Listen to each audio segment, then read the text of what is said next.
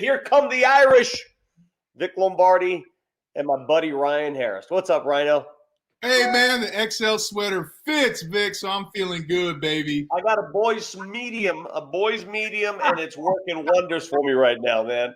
Hey, it's awesome. How you doing? Looking good in that palatial estate back there. Well, I'm at my parents' house. We both live in Colorado, and this morning we had a snowstorm. Yes, a September snowstorm that knocked the power out of my house, my neighborhood. So I had to make an alternate move to my parents' house here in North Denver.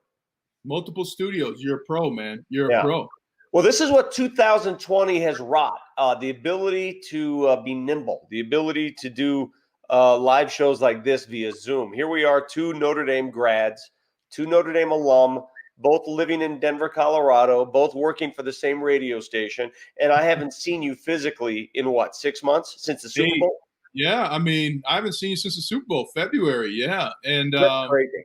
And it's wild, too. You know, I was talking on our show today.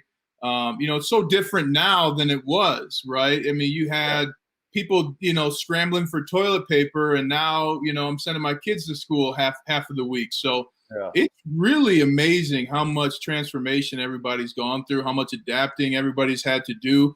And none more than the students today at Notre Dame, the students and student athletes. Which is why we're doing this show. This is for you. This is for the Notre Dame Giving Society and all the donors out there who help make Notre Dame what it is today. We can't be together on game week. We cannot be together on game Saturdays. We can't do it this year. This is our best method, our best way possible. And this is what it is. This is what 2020 has given us.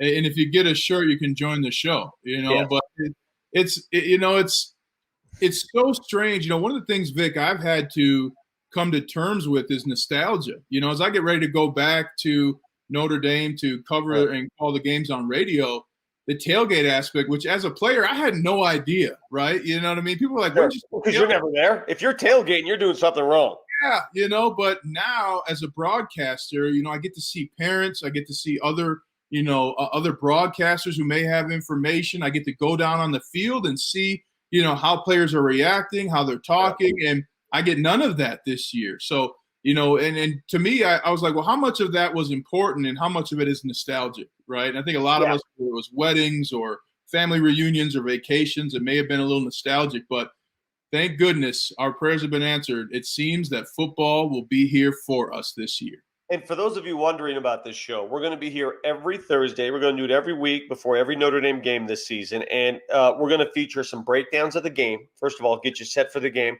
We're going to talk to writers from The Observer. I was once a writer for The Observer back in the day. Every week to break down the upcoming opponent.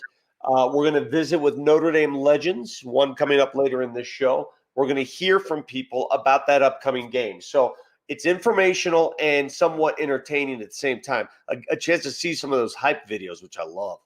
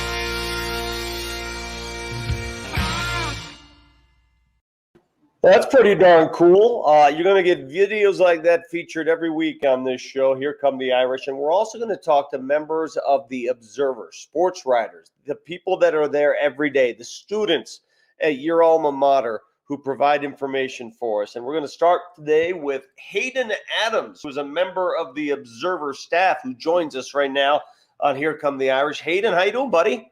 I'm doing all right. How are you doing? Good. We're clearly not there. So give us a lay of the land. Where do you live? What's your major? Give us all the information, the pertinent information, Hayden. So this might rub people the wrong way, but I am in Zom House. Proudly, I will add. I'm a physics and film, television, and theater double major with a minor in journalism. And I'm still waiting on my sweatshirt for this show. So Yeah. let me know when I can get that. Hayden, you got to earn that sweatshirt, bro. I mean, it doesn't just come with a prize. You got to earn it. First of all, wait, a double major in physics and film and journalism? That is, how did you come about that? Oh, it's a long story. I've always had science in the family, but the other stuff really piqued my interest when I got here. I was talking to Father Pete McCormick, the basketball chaplain, the other day, and he told me when I told him all that, he said, "You're such a Notre Dame student, piling it on yourself, even as you're a senior." Oh, that's awesome. How did you get involved with the Observer? I'll never forget when I first attended Notre Dame. I said, I want to do this for a living. I want to do something in sports media.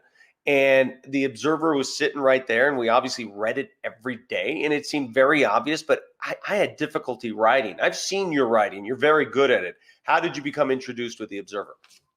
Well, thank you very much. I appreciate that. Yeah, when I was a freshman, I went to our annual majors night. It was actually my birthday, and I signed up for interest in the journalism program, but didn't hear back for like a year. And then, start of my sophomore year, the managing editor reached out to me and said, "Hey, would you be interested?" And so I said, "Yeah," and I'd be most familiar, most comfortable with sports, and started off covering volleyball, worked it up to soccer, basketball, and football. Now I'm here. Well, good for you. And you're going to give us a little enlightenment on what the Duke offense has to offer. And let's start with their coach. Coach Cutcliffe is an offensive mind. He's the guy who tutored Peyton Manning. And we know about that mentorship here in Denver because Peyton used to go to Duke in the off seasons and work with Coach Cutcliffe. So you know right off the bat that offense is something to be reckoned with, isn't it? Yeah, and especially because this year Cutcliffe is taking over play calling duties after a pretty anemic offensive season last year that saw them go 5-7. So yeah, that's certainly something. And we'll get into this, but I see a lot of comparisons between him and Scott Satterfield at Louisville in terms of their offensive mindset. So. And the big news out of Duke, obviously, anytime a Clemson player shows up on campus, a Clemson quarterback who was not going to beat out Trevor Lawrence, that's a pretty big deal. So the guy playing QB for Duke this Saturday has a pretty darn good pedigree. Why don't you describe what he's all about? Well, Chase Bryce, obviously his claim to fame was taking over for Trevor Lawrence against Syracuse in 2018. Basically handed the ball off to Travis Etienne and carried him to a win to preserve an undefeated season. But yeah, I mean, he's thrown for over 1,000 yards in his Clemson career, mostly mop-up duty.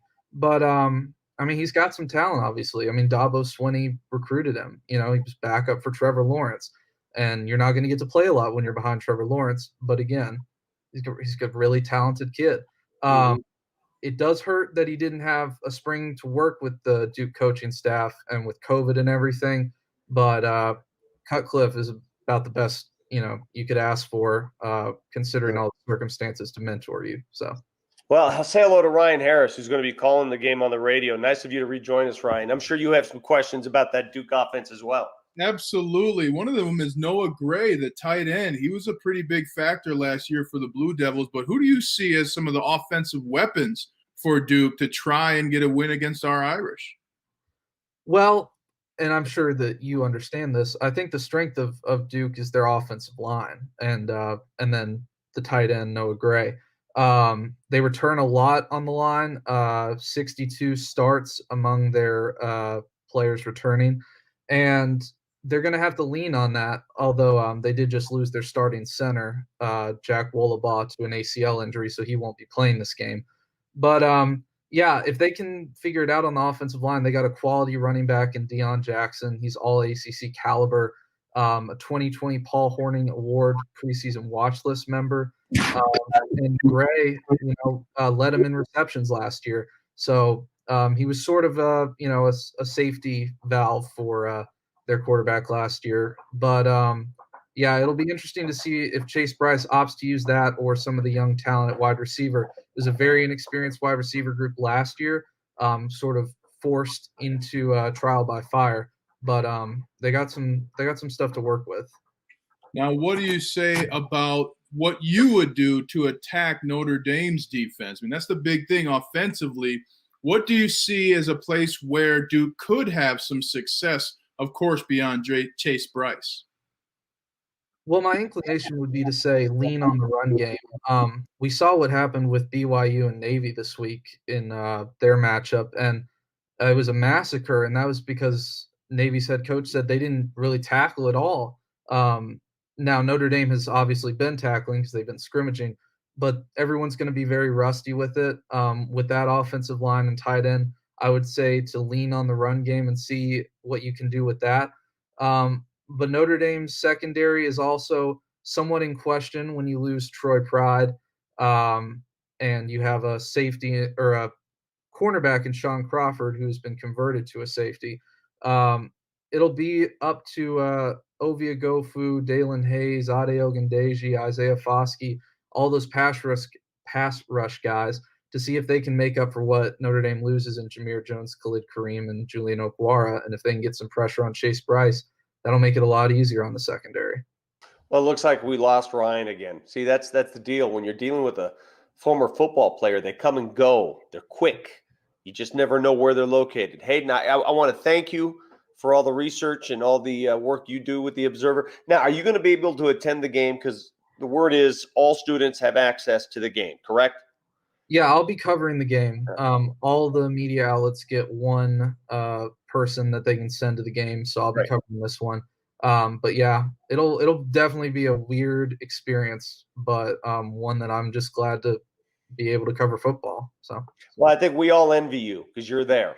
You're there, and the rest of us, we got to live through you a little bit. Hayden, thank you very much for a look at that Duke offense. Appreciate it. We'll talk to you on a weekly basis, my friend. All right, appreciate it. Glad Take care. That is Hayden Adams from the Observer. We got another Observer interview coming up shortly, but first, got another hype video. This one's called Blue and Gold. You look like a warrior, you've been here before.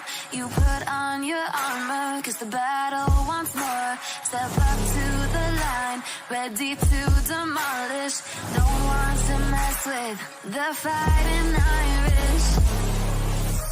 No need to convince me, I'm already sold.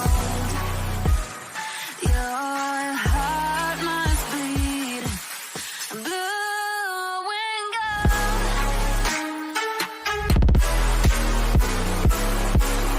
Gold.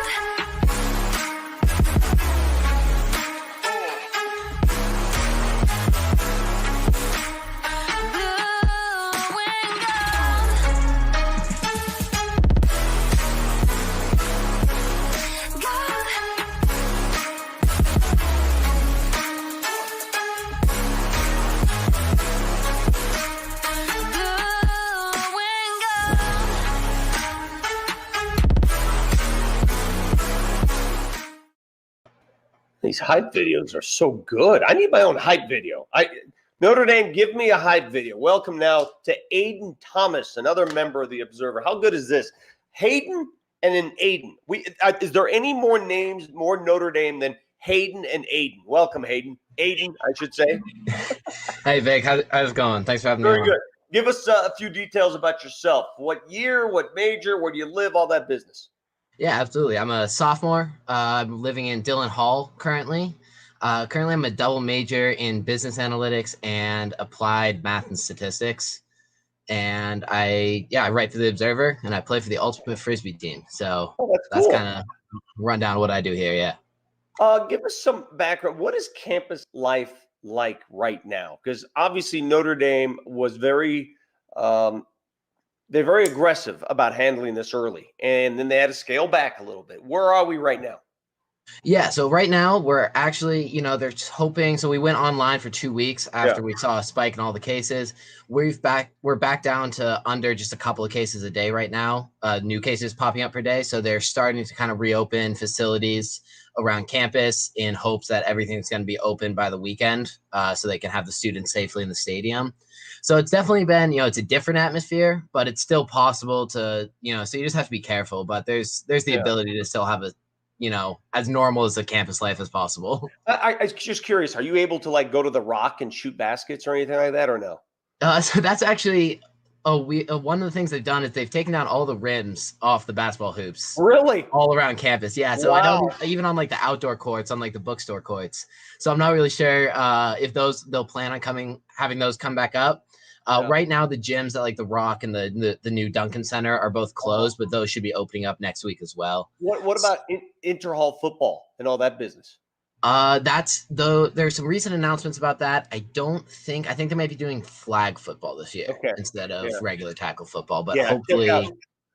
Aiden, go back, check out the archives from the 1991 Inter-Hall Football League, the semifinal. just give it a look when you get a chance. Hey, anyway, you're going to talk about that Duke defense, and it starts with this Chris Rumph guy who is like a preseason All-American candidate on many different sites. He looks like a pass rusher extraordinaire, doesn't he? Yeah, absolutely. Chris Rumph, as far as the ACC go, he looks like an absolute stud, one of the best pass rushers in the country. I think last year he led the FBS, I should say, in pass rush win rate, which was just, what does that mean? It's essentially just the amount of times you beat your guy on the offensive line, the guy blocking you. And so he did that a little over 30% of the time, which was tops in the FBS. And he had 6.5 sacks, which is second on the Duke team. And so he's just an absolute monster on the defensive line and can definitely kind of change the course of a game with the big sack, forced fumble. So he's definitely going to be a guy that Notre Dame has to focus on Saturday. I was listening to Brian Kelly's press conference on Monday, and Coach mentioned not only does Duke have preeminent pass rushers, but they got a couple stud corners as well, don't they? Yeah, absolutely. Duke likes to call themselves, they're trying to name themselves Cheetah U because they've I don't really know where it comes from. I'm not saying I like it, but they like to call themselves Cheetah U because of how fast their corners are. And I thought it meant like we're cheaters. We're cheetahs. Oh, I see. I get you now. Yeah. So they're going with Cheetah U because of how fast their corners are, and they consider themselves, and a lot of people consider them to have one of the top secondaries in the country. They returned pretty much all of their top performers from last year. Their top 4 guys in passes, broken up passes, are all returning. They returned, I think, 7 of their 9 interceptions. So they've got a lot of experience. They're all juniors and seniors that'll be starting for them. So they're definitely going to be a tough unit to beat in the secondary. Yeah, it's interesting you say that, Aiden. I mean, they're so good against the pass, right? They're a top 10 team against the pass, but that allows Ian Book to run the ball a little more, and he had a great time running the ball against them. Yeah, absolutely. And Ian Book did really that was a huge game for him last year, kind of turned the corner on the Notre Dame season, had a great second half starting with that Duke game, and he ran for, I think, like 130 yards. And that was something Duke struggled with, again and again was containing mobile quarterbacks. And so that'll be something that Book will look to use and hopefully use play action to get some of his new playmakers involved, along with, some of their young running backs, because that's going to be an interesting is how they can get that running game going outside of Book will be definitely key to attacking the Duke defense. So what is their defensive system? I was talking to Ryan Harris about it a little bit, and they run a floater type guy. What would you call what they do defensively? Yeah, so what they call it just a 4-2-5, essentially 4 on the line, 2 linebackers, and then like they kind of have like a floater safety almost with like five guys in the secondary, which does make it tough to take those deep shots because they've got those athletic matchup cornerbacks and then safeties that are just taking away a lot of space and clogging up the middle. And so they really challenge people to beat them, because it's ironic that Duke's offense has become kind of a dink and dunk kind of system, because that's what they try to challenge opposing offenses is like, if you're going to beat us, it's not going to be with, 2 or 3 20-yard passes. You're going to have to, claw out 5 or 6 yards of play and try to like work your way down. Yeah. And so it's definitely a unique defensive system that they run that can be effective if everyone's operating at full skill level. I was wondering about this too, Aiden. Football is such a vital component of campus life at Notre Dame. I mean, so much revolves around game days on Saturdays. Absolutely. What's it like among the students now? I mean, you can't tailgate, obviously. You can go to the games, but I mean, is there still as much hype for each game given what's transpired? Yeah. So, I mean, it's going to be really interesting to see, especially on Saturday. Just kind of, it's always, last year I remember waking up for my, first game on campus, and there was already music blasting in the dorm, people outside. It was like 8 a.m. for like a 2 p.m. game, and people were already going insane for it. And so I'm going to be very curious to see if that hype is somewhat similar. Obviously, there's going to be no tailgating. Personally, like the Dillon dorm, they're doing like a game day, kind of like a yard games and cookout event in the morning into the early afternoon. So trying to like simulate the tailgate experience as much as they can. And so it will be very interesting to see what the hype level is like. I mean, I'm pretty hyped to be in the stadium on Saturday, so I'm hoping the rest of the student body gets to that level as well. Well, thanks. I can see your hype right now, and I wish I were there with you. Aiden, that's awesome information. Appreciate you being with us. We'll do this again on a weekly basis, so you guys keep up the great work. And if you have a chance, 1991, look up the Soren versus Carroll football game, and if you can find some video, I'd greatly appreciate it. So maybe a hype video next week, Soren versus Carroll. Please do. Thank you, buddy. Appreciate it. Thank you, Vic. Aiden Thomas. All right, we have something special for all of you watching Here Come the Irish. This is really cool, and it takes you back. You all know about one of the great Notre Dame alums of all time, and he lived and died Notre Dame, literally. That's Regis Philbin, who passed away a couple weeks ago, and Regis wore Notre Dame on his sleeve. Well, back in 1981, Regis brought a television crew to the Notre Dame campus to interview Pat O'Brien. Now, Pat O'Brien was the actor who played Newt Rockne in the 1940 film Newt Rockne All-American. Very famous. If you haven't seen it as a Notre Dame alum or a Notre Dame fan, please go back and watch it. It's precious. So here he is on the Notre Dame campus, Regis, interviewing Pat O'Brien. And we came across some rare footage. I mean, this has never been seen before outside of 1981. It's been a long time. It's been 41 years. And we found some footage. First piece we're going to show you is Pat O'Brien playing the role of Newt, how he spoke to his football team in that movie. If you recall, when he was talking to the boys on the field, and he had that. Why don't you do a little bit for us right now? When he's talking to the guys on the field. All right, man, everybody up, everybody up. Now we're starting a new season today, and we got a tough schedule ahead of us. But we're used to that at Notre Dame. Now let's get this straight from the start. I don't want any of you spoiled high school stars to think you're any better than anyone else. And that goes for you lettermen, too. Any boy here who thinks that all he has to do is run, pass the ball, or kick and make the team, turn your suit tonight, turn it in tonight. You can't make the team here.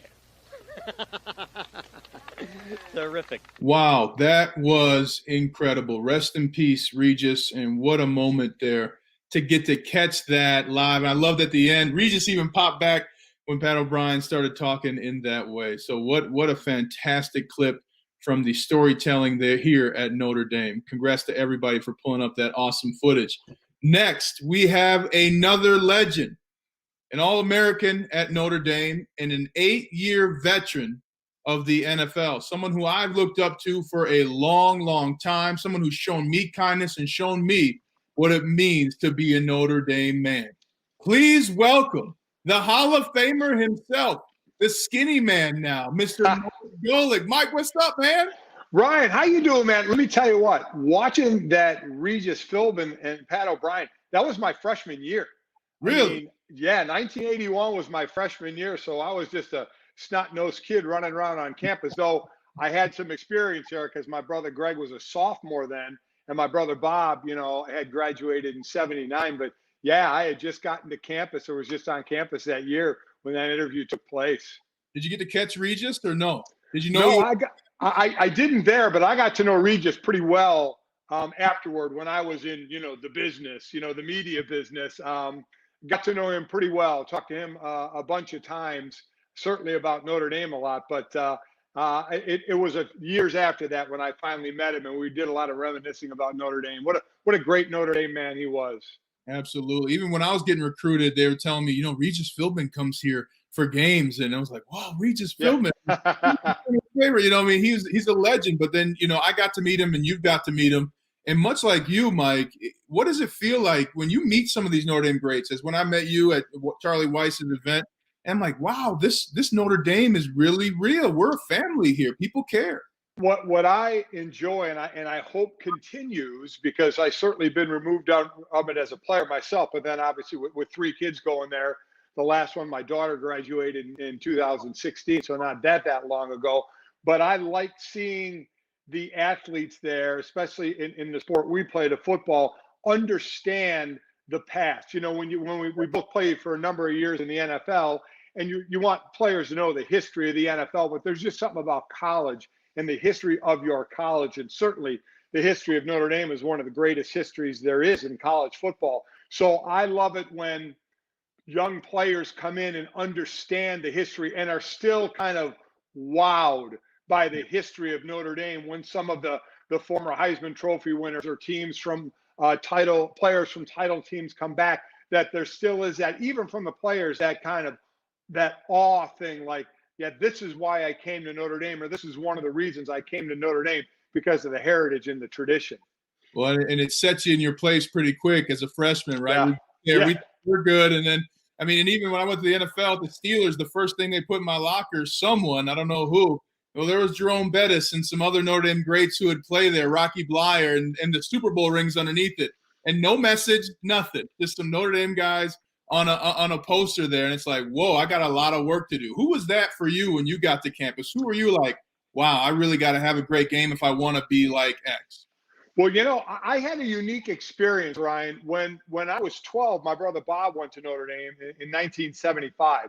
So I got to kind of see it from the eyes of a 12, 13, 14, 15-year-old. And those are the years when my brother Bob was there. Go up those years, you know, even before, but in that title year, Ross Browner, Willie Fry, you know, Ken McAfee, Joe Montana, you know, my brother Bob Vegas Ferguson. I mean, all these guys that I got to know as a young teenager, you know, as my brother's teammates. So I was in awe on that. And then watching them, you know, there wasn't the title games then, but it was when they beat Texas and Earl Campbell in the Cotton Bowl that they were ranked then #1 in the country. So I got to meet those guys. And then like in that awe kind of sense when I was a teenager. And then my brother Greg went there in 1980. So when my senior year in high school, I was going to commit to Notre Dame at that point. But when I got to visit him, now I kind of saw players on par, you know, kind of my peers then, as opposed to when I was younger. But I tell you what a wake-up call. My freshman year, this was back when the freshmen reported first. We worked out together for like 3 days, and guys on the defense and me were like Joe Johnson and Mike Gann. You know, on offense, it was like Mark Bavaro, Larry Williams on the line, and we'd all work out amongst each other. And then the vets would come in. All of a sudden, those one-on-ones against the freshmen got a little different when I lined up against Tom Thayer and Phil Pozderac, and they were knocking my ass back 10 yards going, okay, this got real in a real big hurry here. I'm sure you called your brothers. You're like, hey, could you give me a heads up, guys? Oh, talk about learn. You know what? But as you know, it's everywhere. You get knocked down, you get back up, and you do learn. You either learn or you get out of the way.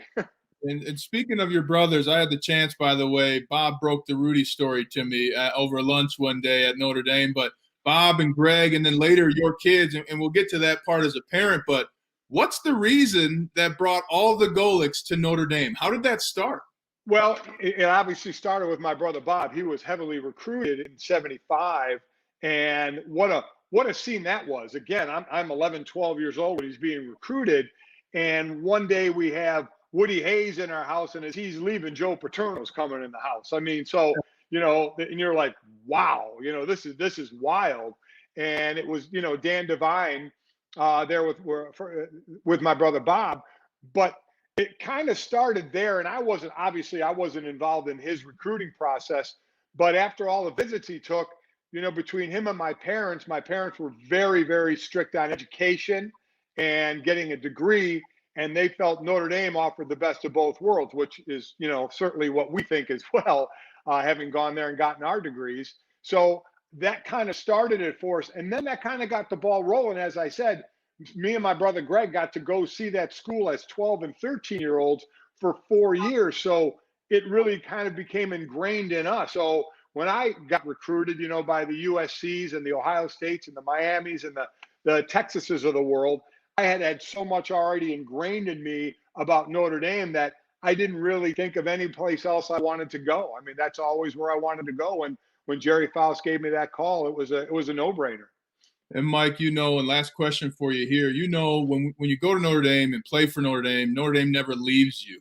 What were a couple of things that you took with you, not only to the NFL, but through parenthood and into broadcasting? What were some constants that you learned at Notre Dame from either the Notre Dame curriculum or tradition or a coach you had that you've kept with you? Well, I think you hit the word there, tradition. And I know every college has their tradition. So it's certainly, I'm not banging on any other college. And any person, an alumni, normally thinks their college is the best. But the deep tradition, the family-like atmosphere, I still think there are people out there that don't understand there's just 8,000 undergrads on campus. You think of these big schools, 30, 40,000. This is 10,000 people. You could walk from one end of campus to the other in 10 minutes. So, I always think of it, and this may be, sorry if dating you, like the old show Cheers, in the bar in Boston where everybody knows your name. You kind of get that family feeling there because it is a smaller place steeped with so much tradition. So I got to experience it as a little kid, then as a player, and then as a parent, where I met my wife there. And, we went when we were both in school there, and then got to raise 3 kids who were all fortunate enough to play sports at Notre Dame and get that same feeling that we all had. I mean, I guess the best word I can use to describe it is family. That's what Notre Dame is to us. One more last thing, though. Now, when you go back to campus, what's your favorite place on campus? I don't think that ever changes. For me, the Grotto. I mean, whether it's the day or certainly at night when you go there, there's just something calming about it. I have one son who's married, Jake. He married Jennie Facillo. She ran track at Notre Dame. So their marriage was in the Basilica. So that was obviously cool. It's a beautiful place to see. But I would still say that it would be the Grotto. If you had to pick one place, that would still be kind of that place that always kind of draws you to at least just kind of sit there and let your mind wander a little bit. We could spend 30 seconds, 33 minutes talking about all your accolades. But, Mike, it's been a joy to watch you. I've learned so much from you. Thank you for your kindness. He is Mike Golic, Notre Dame legend. And, Mike, enjoy the booth this year, man. Enjoy the booth as much as you can. Oh, can't wait. Can't wait to be calling games again. Thanks, Rye. Good to talk to you.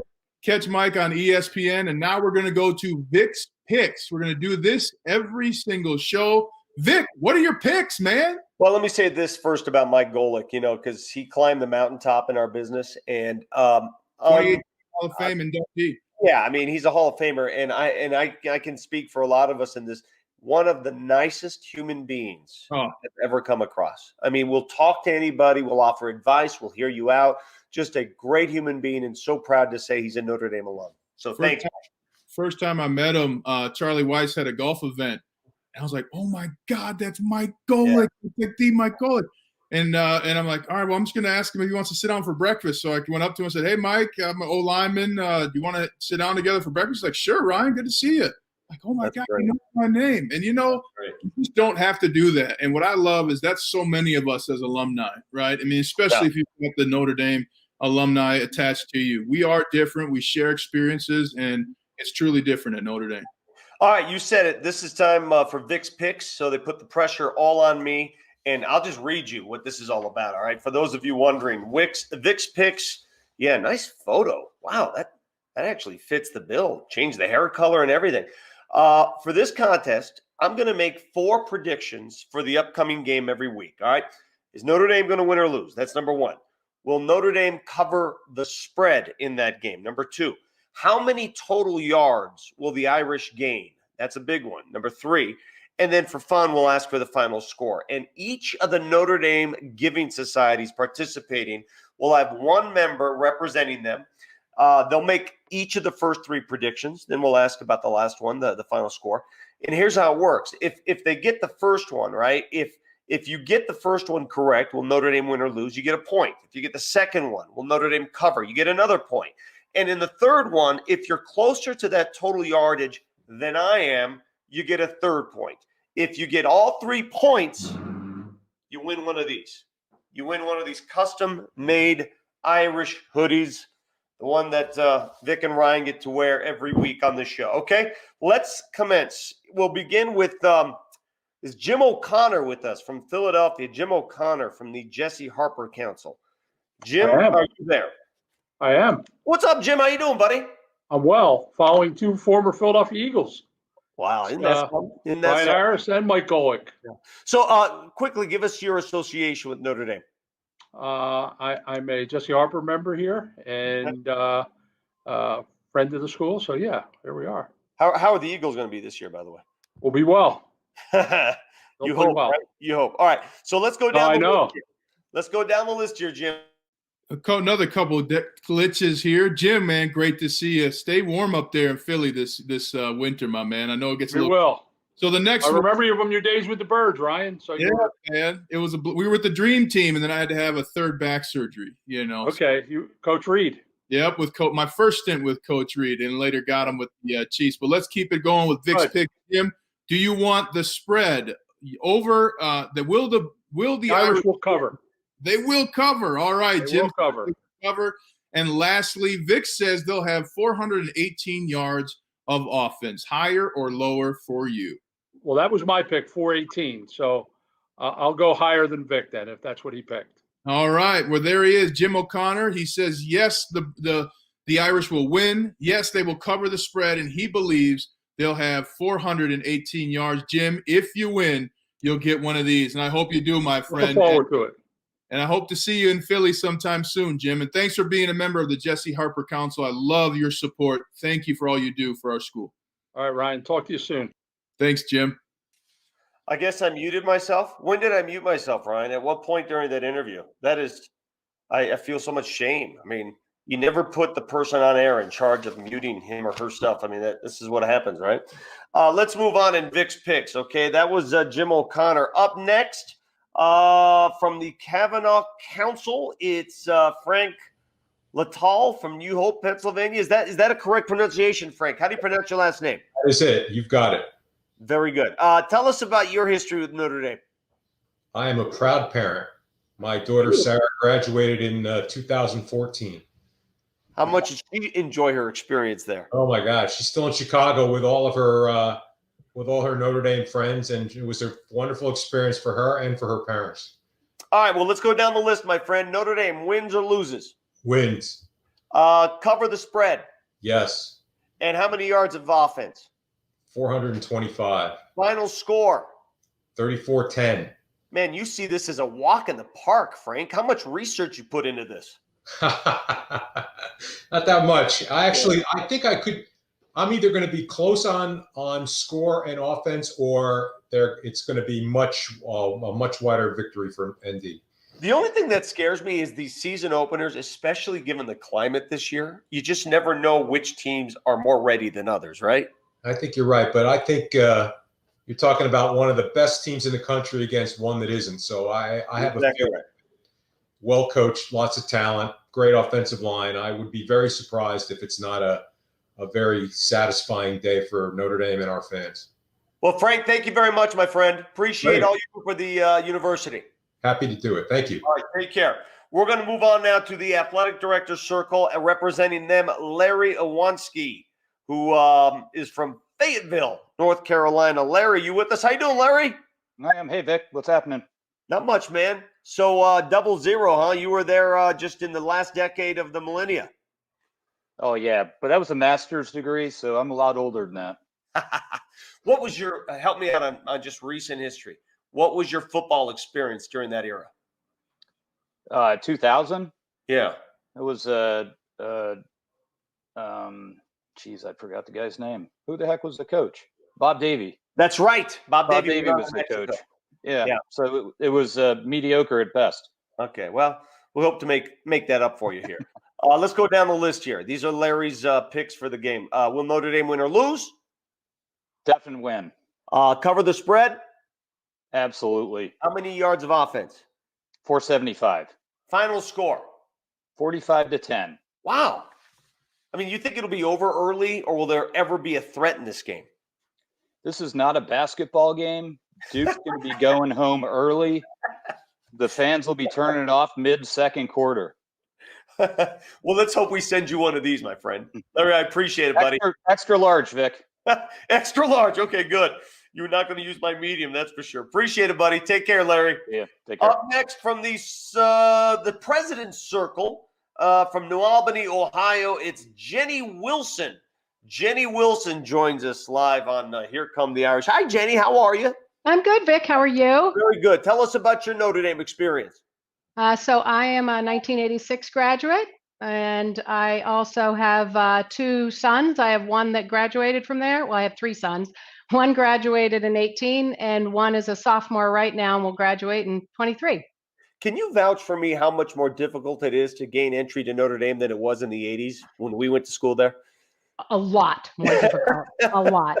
Trust me, we went through a lot of stress with these last 2 guys getting in there. So, man, I wouldn't have gotten in. Let's put it that way, Vic. I'm glad I went when I did. All right, let's go down the line. Will Notre Dame win this game? Yes, they will. Will they cover the spread?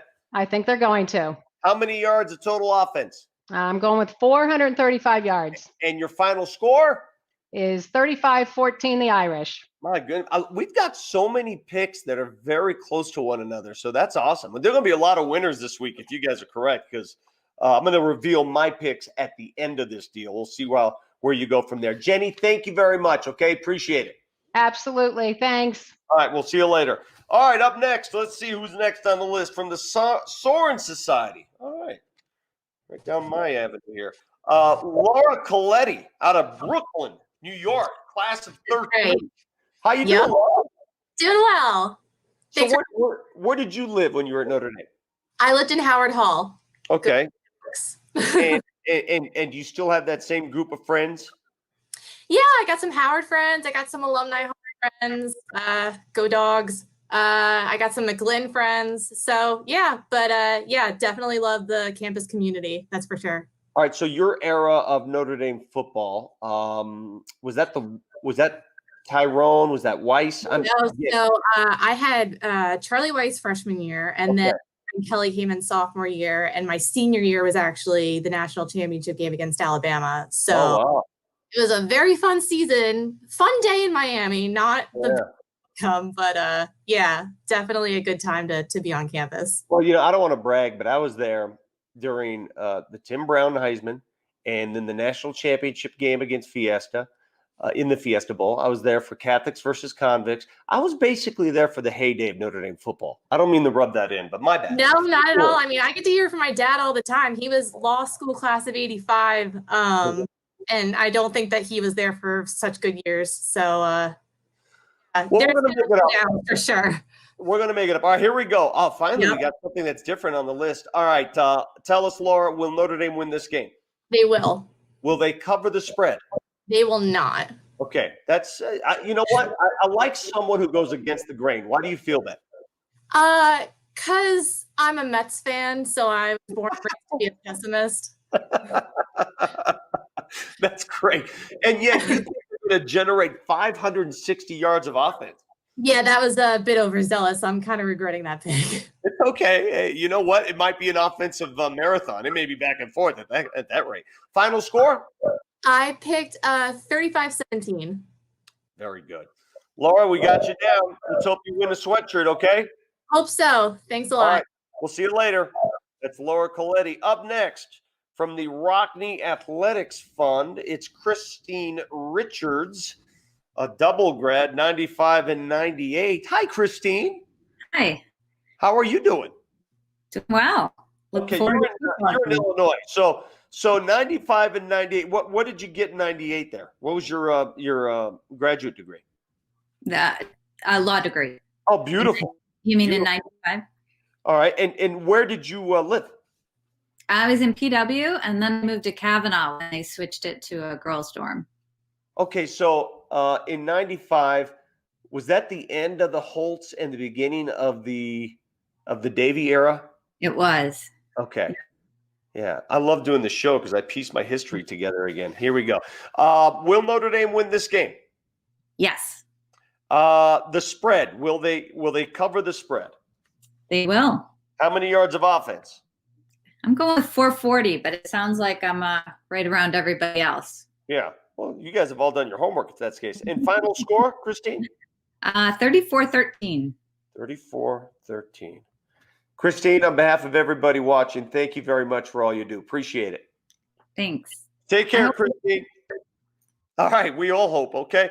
Let's move around here now. From the John Cardinal O'Hara Society, it's Fernando Quijano. Fernando, you're originally from Colombia. Where do you live now?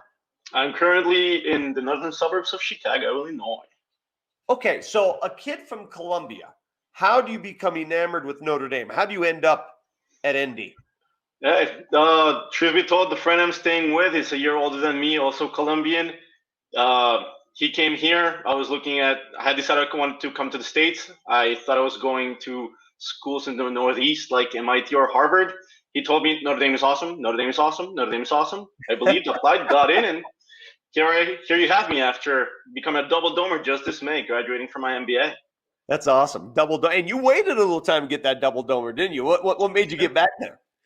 I think it's just kind of the international kind of thing. I think internationals usually wait a little bit more. And then, if you look at the dates in which I graduated, I just was waiting a little bit before bringing another economical crisis upon the world. Sure. 08 and 20. All right, you ready to play this game, Fernando? Here we go. Will I'm ready. Notre Dame win? Will Notre Dame Yes. win the game? Will they cover we the will. spread?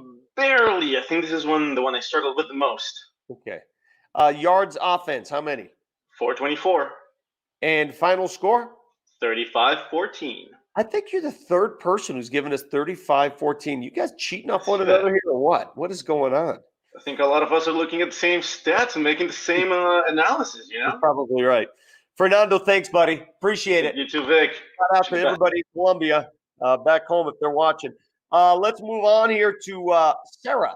Sarah with us. Sarah Trupus Ferguson, representing the Order of St. Thomas More out of Jefferson, Wisconsin. How you doing? I am doing great. How are you doing? I'm doing great. I hope I pronounced your name okay. You got it perfect. The All right, last part's the easy one, better than my maiden name there. Okay. Tell us about your history at Notre Dame. Where did you live? I lived in Fisher Grad back when I was there. Okay. I was a law school student. How did you decide on Notre Dame law? Just curious. It was the only law school I actually applied to. I was living in Japan at the time, and I wanted to go there and thought I would get in, so I wanted to go and just made it. Why did you want to go there? Why only one option? Is there any better school in the world? Usually, though, people give themselves 2 or 3 choices, right? They do. I don't think I've ever heard of anyone else who only applied to one law school.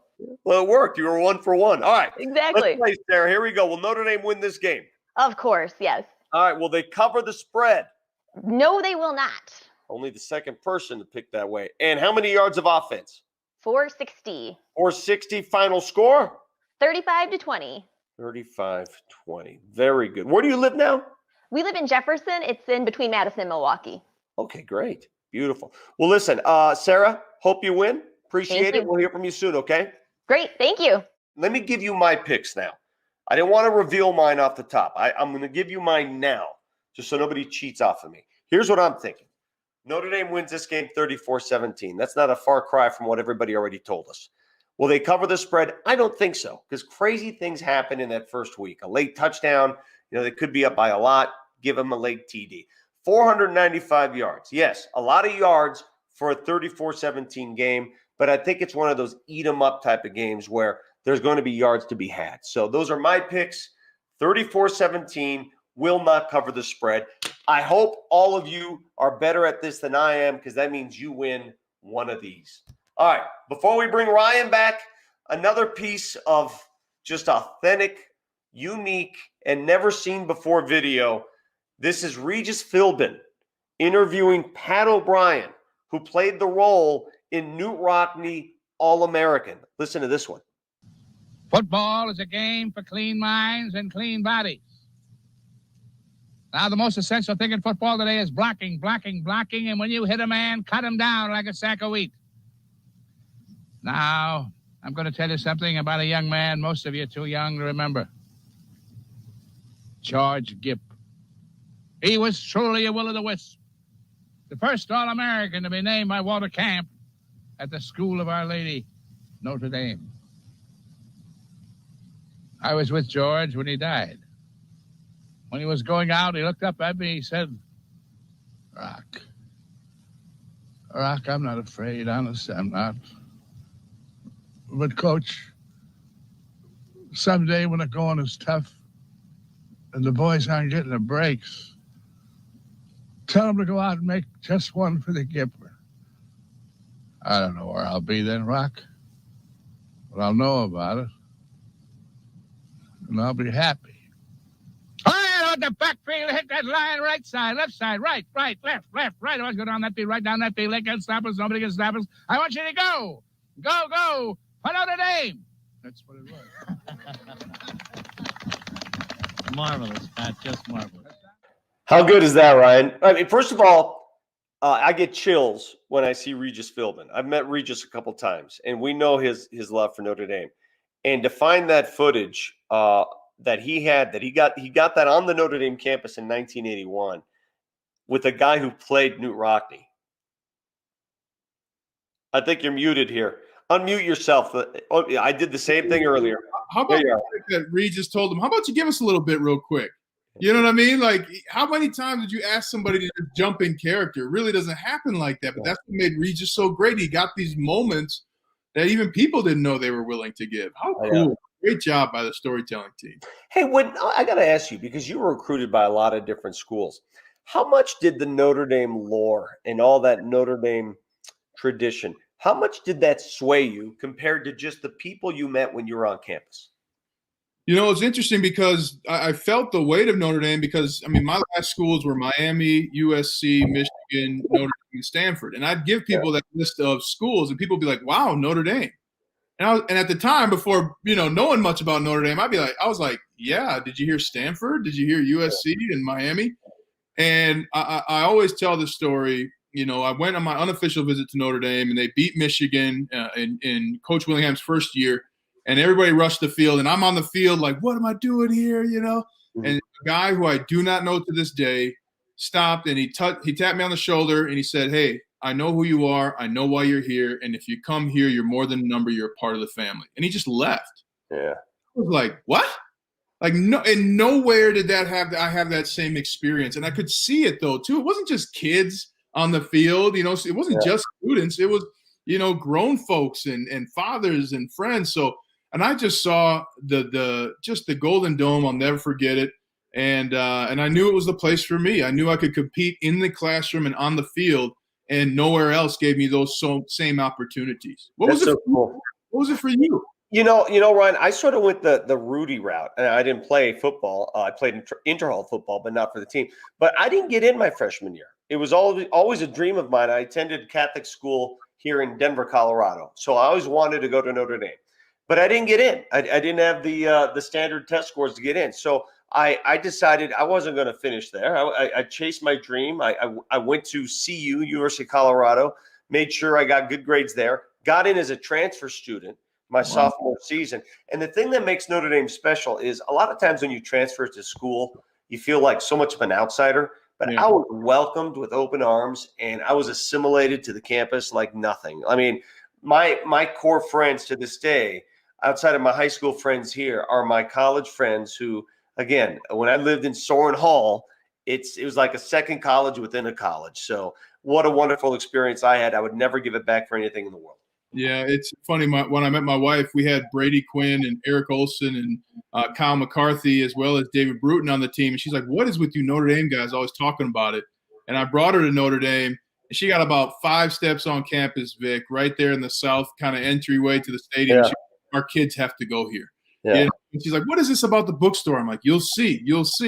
And she walks into the bookstore. This is not a bookstore. Well, it's the bookstore, but yeah, maybe it's not. It's just a wonderful place, and I increasingly enjoy sharing it with other people. I brought my father-in-law 2 years ago, and I bring friends every chance I get because there's no place like Notre Dame. That's great to hear. All right, game day, Saturday. You're going to be calling the games on the radio again this year, so you'll be flying. When are you flying into campus? I'll get there Friday night. I'll get there in my first flights in Corona, so I usually travel for speaking engagements pretty much 2 to 4 times a month. Haven't traveled for 8 months, Vic. I don't even know if I gotta check my licenses. All right, I don't know, but I get there Friday, my friend. How weird is it going to see the letters ACC on a field at Notre Dame? I mean, it's just crazy. You know, I mean, are we a little bit, are we being snobby? I don't know, but it's cute. We could be snobby. I tell people that you can be snobby. Hey, they wish they've been dying for that, right? But I thought Jack Swarbrick handled it fantastically. I mean, this pandemic has changed the way everybody does business, and the fact that Notre Dame has developed testing standards and a procedure and protocols to not only have football in the stadium, but fans as well. I mean, that's who we are at Notre Dame. We lead at all times. And I'm so proud of Jack Swarbrick, the athletic team, and Father John for leading during a pandemic, seeing it real time. Well, you heard all the people that made their picks, and everybody seems to think that Notre Dame's going to have an easy go at it. Do you agree? I do not. First games are always funny. I got Notre Dame winning, but I think it'll be more like 21-17. 21. Whoa. Yeah. Hold on a second here. Tough. That's like hold on to your seat type of game. Hey, but don't you want to be excited in your first game back? And I hope I'm wrong. Not against Duke. I'll be excited against Clemson. I don't want to be excited against Duke. And they started out, they were struggling with the run game last year against Duke, and it was on the road. But they eventually opened up the game by running outside of the tackle. So I anticipate that to happen earlier. Also, Ian Book had a couple of big runs, designed quarterback runs. Vic, they have to do that to keep the defense honest. They throw such a weird look. It's easy to get knocked off kilter. So you got to stay with the outside runs offensively. And then defensively, let's see what Dalen Hayes has. The old coach, as I call him, returning after the injury. Sean Crawford, arguably my favorite story in Notre Dame football history since I've been a part of Notre Dame. I'm looking forward to that. But I'm telling you, Chase Bryce, that's a player. He can play. I mean, he did get upset by Trevor Lawrence, but Trevor Lawrence also be the number 1 pick next year in the NFL draft. So I really do think they're going to have their hands full early. And first games are always weird because you have no film to go on. You have nothing to kind of give you a read on your opponent. And Victor Dimukagi and others are going to be able to bring new moves and new looks. And everybody's Super Bowl is when they play Notre Dame. Well, doesn't it make you sleep a little easier being a lineman yourself, a guy who worked in the trenches, knowing that is a Notre Dame strength? That is a veteran offensive line. I can't wait for Liam Eichenberg to realize his senior year. I mean, what he's been able to do at Notre Dame has truly been fantastic. His first start was against, Rashawn Gary 2 years ago. And Rashawn Gary at the time was thought to be the top defensive end in the nation. And he didn't give up a single pressure in that game at night, at home, Notre Dame versus Michigan. Liam Eichenberg's put together a fantastic career. And I love Aaron Banks. I think he could play in the NFL right now. And I'm excited to see what he does. But you got to have a strong offensive line that gives Ian Book time, that gives space for Steve Flemister and Williams. It gives everybody opportunity. And I can't wait, too. Irish fans, get ready to hear the words Tommy Tremble a lot. I love how he played last year, an even bigger role this year with the departures from tight end U. Tommy Tremble is going to become a household name come Saturday.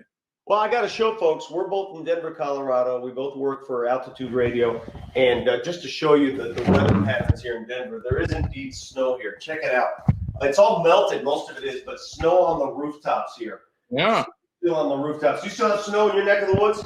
We do. I'm in the studio basement here, but we have snow all over, and we also the day before the snow here in Denver, we set the record for most hottest days. We had 99 degrees. Yeah.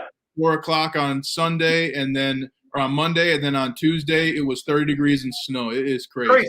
It's crazy. Well, look, I'm looking forward to doing this every week with you, bro. Looking forward to talking to different people associated with Notre Dame, some of the alumni who are so charitable and giving, so generous that provide us the opportunity to do this every week. And I can't wait to hear more of your interviews. That interview with Mike Golick was awesome. Oh, so cool, man. He's just like, what am I doing interviewing him? Just let him talk, but that's what's unique about Notre Dame. All of us, no matter what we do, have amazing stories, from Regis to Mike to even the members of the councils that came and joined us today. That's what makes us unique. We are all great, and we all love Notre Dame. We're going to close the show now. They sort of took the Fighting Irish band and cut it in half for practice because, COVID. They have the gold band and then they have the blue band. We are going to close the show by getting a look at the gold band as they practice for victory this weekend. See ya. See you, Vic.